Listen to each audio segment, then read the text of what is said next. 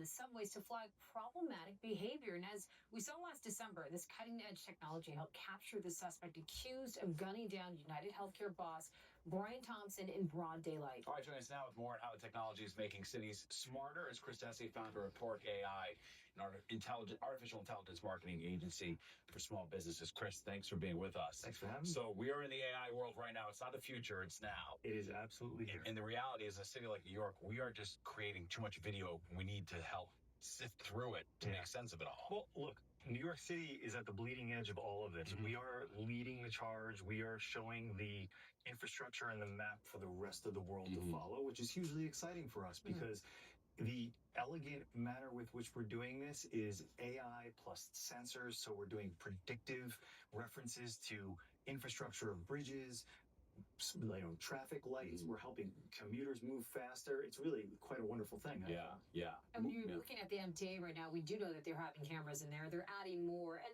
this is a positive for people when you see that these crazy things like these stabbings that happened today. But is there a bad side to this as well? I think people immediately, when they think of cameras and surveillance, are like, oh, facial recognition. And the MTA has been leading the charge. And they're like, look, we're not using facial recognition, which I think is so brilliant and absolutely showing incredible leadership for New York, because they can monitor the mannerisms of people. If people are acting erratically, then they notify the NYPD. The NYPD doesn't have to act on all of these things. It's about passing information through the appropriate layers so that there's an awareness. Yeah.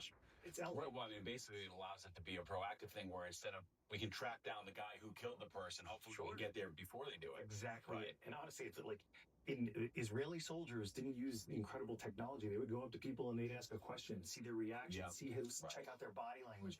That's essentially what the AI and that's is an doing. AI thing they're actually going to do at airports, right? Sort of who looks fidgety, who looks like they're a little bit nervous, right? Explain to us why they're not using facial recognition. Because say you do have someone that does something pretty crazy in the subway station, are we not allowed to get a picture of their face? There are privacy issues. I mean, look, you want to have transparency.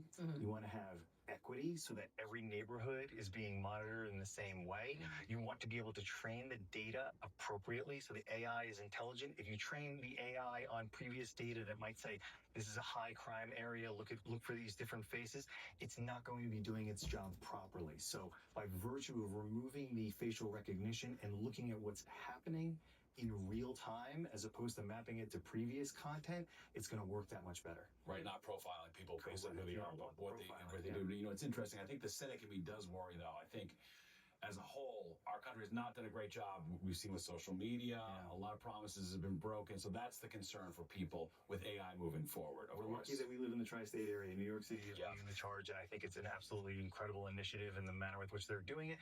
You know, it's like, all right, it's the central nervous system now for the city. And I think when you look at PwC has done some analysis where 15% increase in commuter time. So it's helping the infrastructure and the people of the tri-state area get to work, faster and smoother.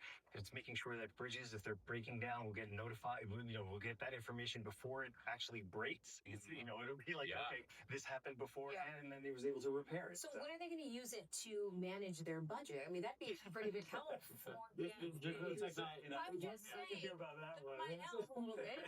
But anyway, Chris Desi, where can people find out more information about you, what you're doing to help people? Oh my gosh, you just search for Chris Desi, or Torque AI is the name of my agency. Awesome. Always good talking to you. We appreciate it. Thanks so much, Chris. I appreciate it. All right, well, coming up, Fox and Friends host Brian Kilmeade and his brother are going to join us live. Yeah, they're going to be talking about